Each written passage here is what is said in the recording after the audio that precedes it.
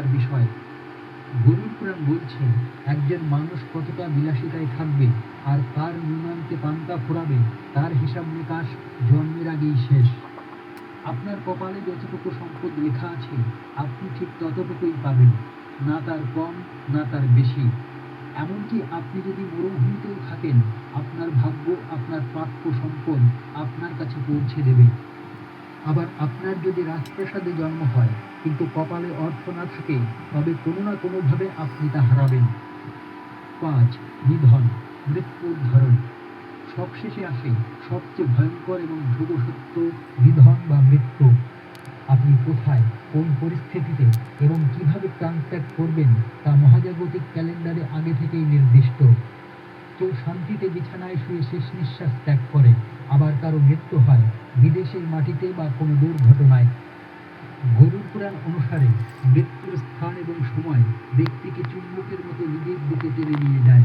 একেই বলা হয় কাল।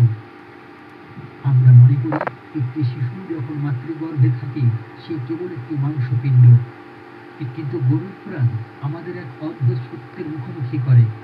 সেখানে বলা হয়েছে, নবম মাসে গর্ভস্থ শিশুর চেতনা বা কনসাসনেস পূর্ণ মাত্রায় জাগ্রত হয়।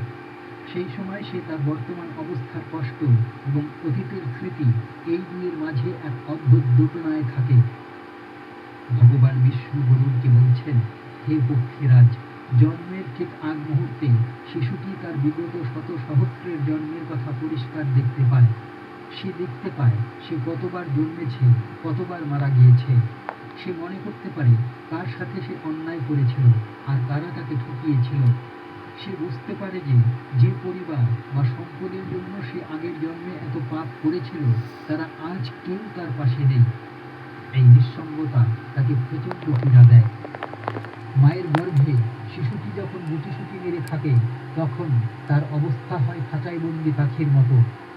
পুরাণ অনুসারে মায়ের গ্রহণ করা অতিরিক্ত ঝাল, নুন বা গরম খাবার শিশুটির নরম শরীরে প্রচণ্ড অস্বস্তি তৈরি করে।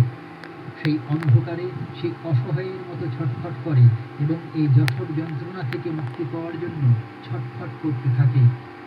এই অসহ্য যন্ত্রণার সময় শিশুটি পরমাত্মার সাথে কথা বলতে শুরু করে। সে কাঁদতে কাঁদতে প্রার্থনা করে, হে প্রভু, আমাকে এই অন্ধকার নরক থেকে উদ্ধার করো।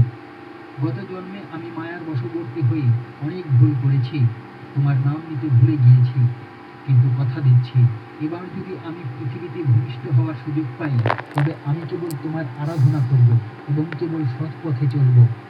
সে বারবার প্রতিজ্ঞা করে যে সে আর কোনোদিন মোহের জালে জড়াবে না। কিন্তু যেই মুহূর্তে শিশুটি পৃথিবীর আলো দেখে এবং ভূমিষ্ঠ হয়, অমনি বিষ্ণু মায়া বা প্রকৃতি তাকে স্পর্শ করে। বায়ুর স্পর্শে আসার সাথে সাথেই তার সেই দিব্য জ্ঞান এবং পূর্বজন্মের স্মৃতি বিলীন হয়ে যায়। সে কাঁদতে শুরু করে। এই কান্না কেবল খোদার জন্য নয়, বরং এই কান্না হল তার সেই হারানো দিব্য জ্ঞানের জন্য। সে ভুলে যায় ভগবানের কাছে করা সেই প্রতিজ্ঞা। শুরু হয় মায়ার এক নতুন অধ্যায়, যাকে আমরা বলি জীবন।